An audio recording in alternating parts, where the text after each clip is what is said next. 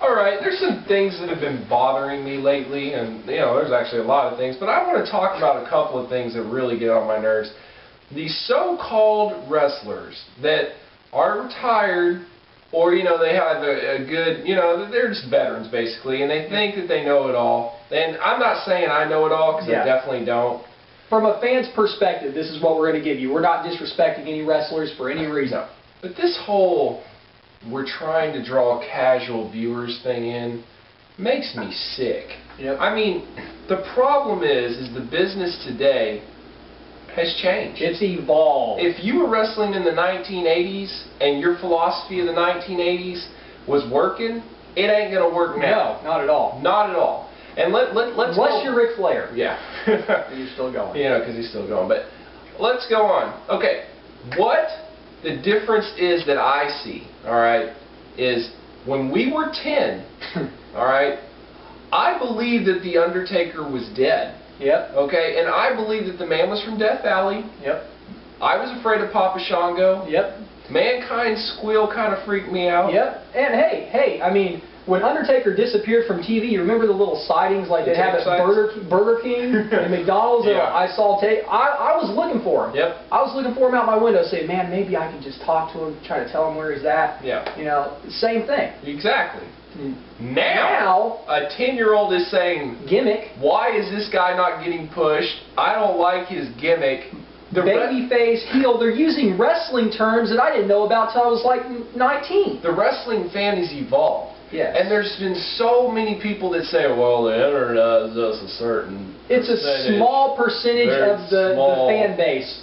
Bull crap. Yeah, you're all right. Oh, the bottom line is they drive the business. And you can get your casual fans. I mean, that's fine. The internet fans get the casual fans to watch, but honestly, like he's about to say, the casual fans, they have computers, and they are on the internet just as much as we're on the internet. And my thing is if you keep on changing your product to get the casual fan, then you don't have a product itself. And that's the problem.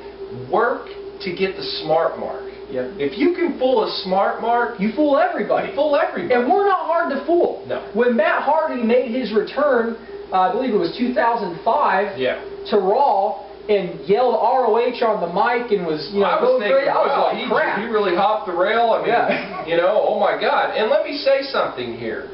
Before Matt Hardy came, there was tons of chance that we want Matt. We want Matt. Why and it wasn't because that they really missed Matt Hardy. It was because they knew the story of why Matt Hardy got fired, and they were pissed off about it. And Doug, why did Bill Goldberg and Brock Lesnar get booed out of the building at WrestleMania 20? That's a good question, Bill, and let's talk about that, okay? Because if you watched the Raw previous, when you were there actually, when Brock freaking hopped the rail and freaking F5 Austin, if you watch that, huge ovation. Yep. Big difference come WrestleMania. You want to know why? Because the internet found out that he was leaving to go to the NFL, and they also knew that Bill Goldberg's contract was up. Yep. Okay? The internet drives the business. Yes, it's the same thing with the UFC. Without the internet, the UFC wouldn't even be here today. Yep. Everything, any fighter interview, any build-up, anything was all through the internet, and it drove it. Now you've got a bunch of casual fans watching it, okay, and it's big right now, but the bottom line is the casual fans will go away, and the internet fans will stay. Absolutely. And if you turn your back on the internet fans, then you don't get the casual fans, you have nothing. You lose ratings, which is exactly happened with the other company, and everybody knows it. Yep. And every year they lose ratings, and every year they get worse. Yep. Okay? My biggest thing is I feel like that TNA is trying to get that casual fan, and I don't necessarily think they're going about it the right way. I think what they should do is something similar to the UFC and treat their matches with that type of importance, with that type of build-up, with that type of realism. Because the bottom line is this.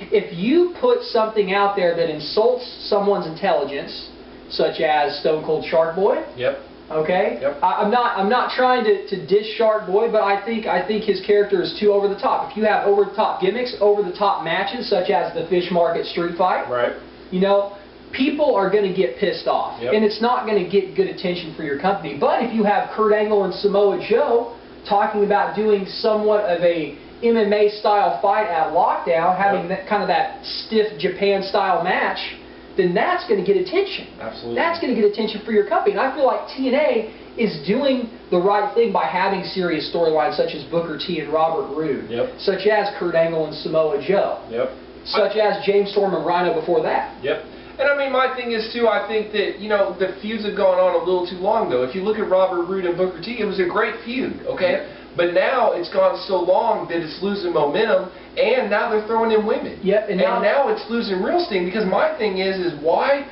will we throw in the women when the whole reason they're fighting was because the women got injured? You know? And not only that, when your feud goes on for 4 or 5 months and you have 4 or 5 matches, each match has to tell a different story, and each match has to kind of top the other match. So if you have 3 okay matches, and I think that's been the problem with Robert Roode, is that he hasn't had, not that he's not a good wrestler, I think he's a damn good wrestler, and I think he's a great performer, but he has to have those matches that solidify his career, and I don't think he's had that. And Bill, it's a good point, but the thing that really is like bothering me is, okay, we're supposed to be biased, we're supposed to be sellouts, we're not supposed to say anything about negative about TNA. Well, we just did. We said what they should work on, we said things. But let's talk about the positives. And let's talk about how what most of you ignore. Everybody is saying that TNA is in the worst position it's ever been in and blah, blah, blah. Did you watch Impact last week? First off, here's the thing I'd love to address. They don't push younger talent.